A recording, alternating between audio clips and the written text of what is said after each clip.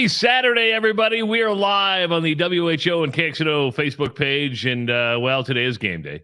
The Iowa Hawkeyes coming off their off week. I'm Travis Justice. He is Ross Peterson inside the News Radio 1040 WHO studio. And, Ross, this is a weird day, right? I woke up this morning about 5:30 a.m.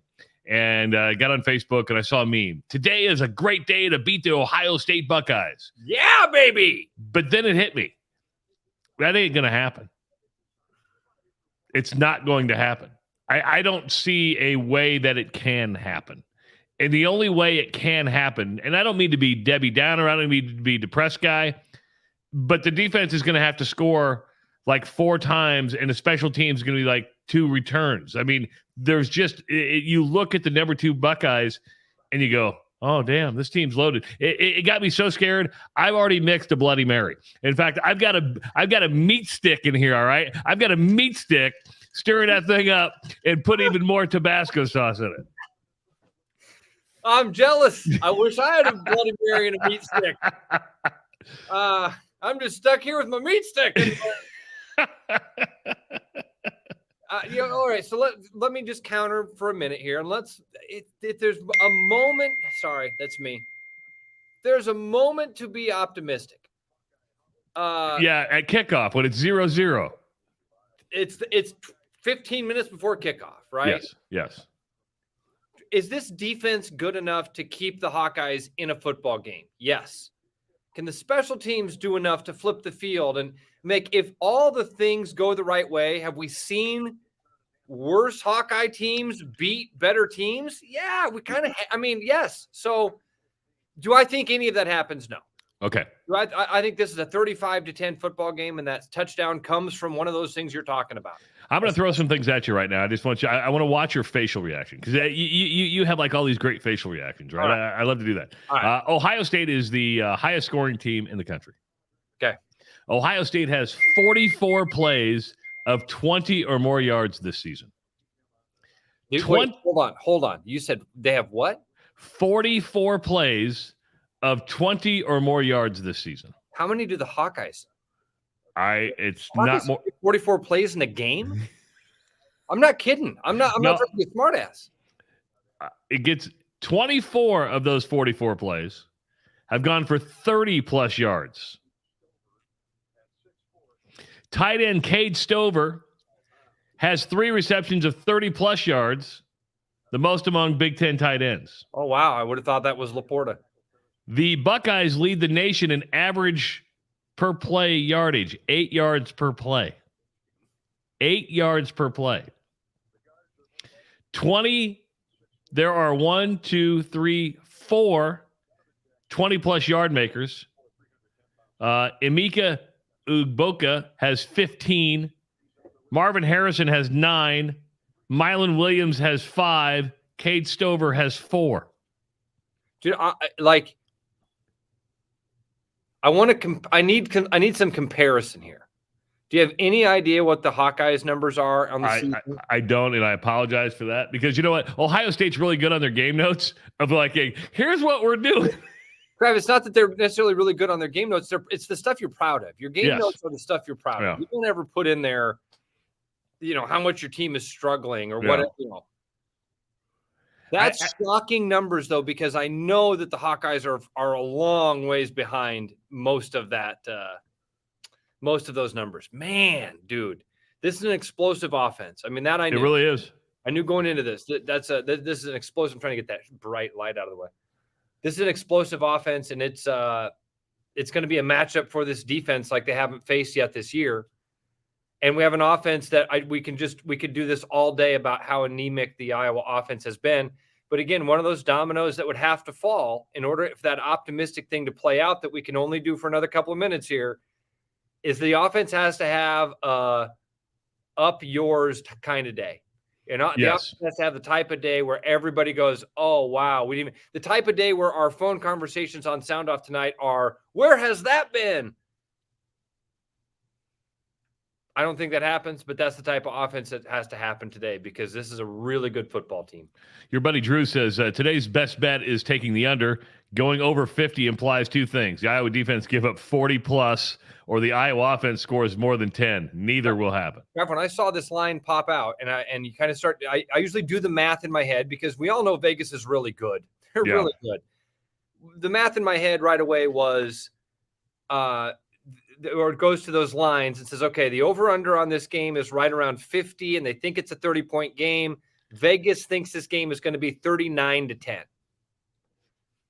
I don't think that the Hawkeyes defense, I'm with Drew on that. I don't necessarily sure the Hawkeyes defense gives up 39, and I don't see how the Hawkeyes score 10 unless it's a special teams or defense. Let me go back on the 39, right? In that, here's my worry. First of all, the last time these two teams played, Iowa put up 55 in Ohio State. Don't think that some people won't remember that, right?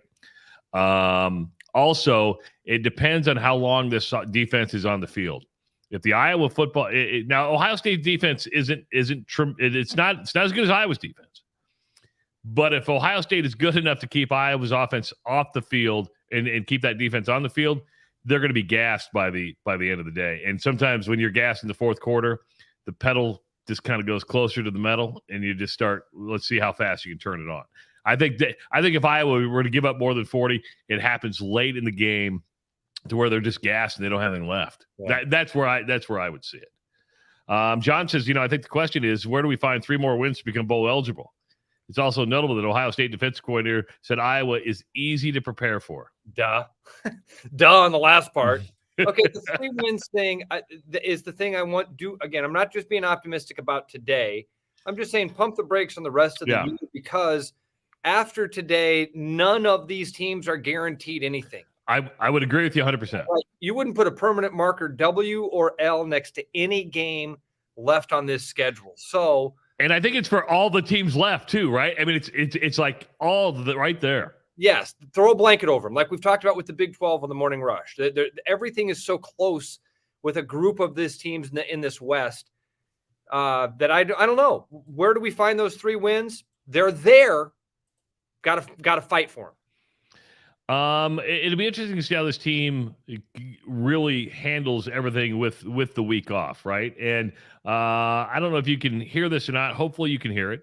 I'm going to try to play Kirk Ferentz. I believe this is Kirk Ferentz talking about the bye week. I'm pretty sure it is. Yeah, I mean, the big thing we do in the bye week typically is, look at our system, and then bigger thing is look at our personnel and just talk about that, make sure we're all kind of on the same page. And I think we're continuing to develop and evolve, if you will. And, the whole thing is about us getting better and executing better. And, I think the last time I talked with you guys was after the ball game in Illinois, and you go back and it's, you talk about 2 3-point losses. You can pick 5, 6 plays out of any game. And if, you convert a couple of those, it might be a different story. It might be, you never know how it's going to turn out. And I think it's like every year, that's kind of our focus right now with our players. How can we do things as intelligently as possible, and then execute the plays that are out there to be made?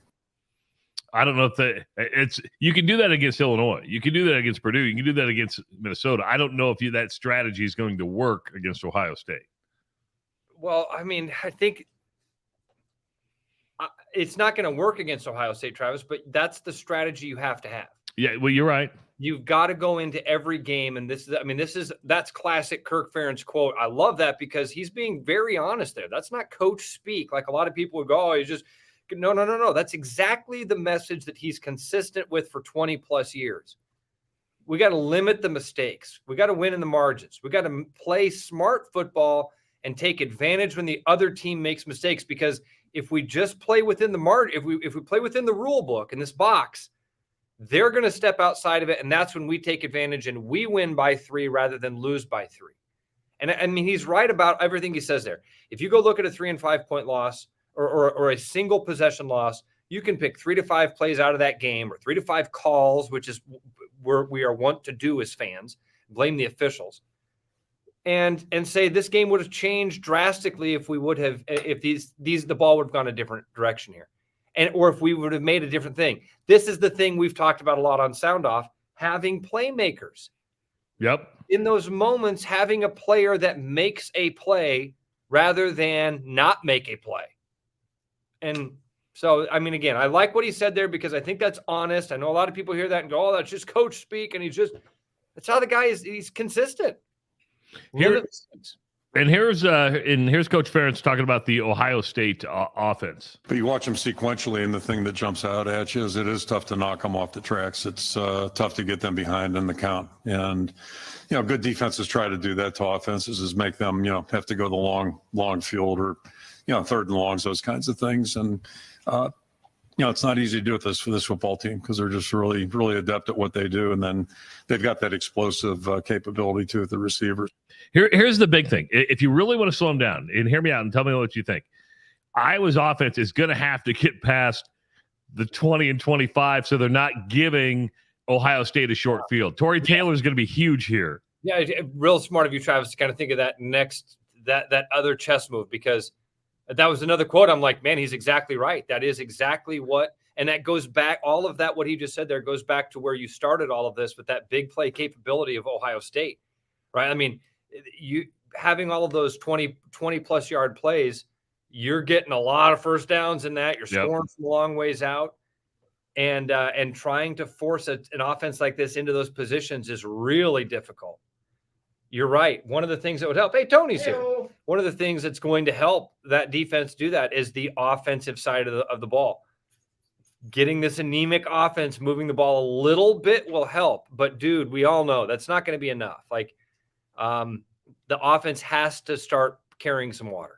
Yeah, because you cannot rely on the defense to score 2 or 3 times, right? You just can't do it. You can't rely on your special teams to bail you out all the time. This offense is going to have to put together long, sustained drives, establish that running game, and hopefully something happens. Again, I was a 29.5 point underdog. 29.5 point underdog. The over-under on this thing's only like 49 or 50. So it's 49, and again, Vegas thinks that we're looking at a 39-10 game. Do you think they go over 40? Do you think Ohio State goes over 40? No, and again, I'm not a gambler on this, but if I were, I probably would say it stays under and Iowa covers. But what smart being 52-0. You know what smart guys like Scott Spritzer do? They go, "Yeah, I'm not going to bet on it because." Smart guys like your buddy Ross do That's that. Right. That's right. So here's what's happening. You can listen to the game live on WHOradio.com. You can also listen to it live on WHO Radio, the old-fashioned way, News Radio 1040. It's getting ready to kick off in just a matter of minutes at the Horseshoe. Over 110,000 people. If you want to watch it on TV, it is on Fox. Ross and I will be back at halftime. We'll be back after the game. I'll be around for like the first hour of the Jethro's Barbecue Sound Off. And you got a partner coming in yet? You got a partner coming in the last 2 hours? Nope, don't have anybody lined up. Just gonna be me and Tony. Oh, I have a feeling the phone bank will be just fine to take you right on through. I ain't too worried about it. I've done 90 minutes of radio before. I will see you at halftime. Everybody enjoy the game, and you know what? It's going to be a tough one, but let's give them a go Hawks, right, Ross? Let's give them a go Hawks, man. Go Hawks. Listen, one time to be optimistic. It's right now. All right, we'll see everybody at halftime. Enjoy the game.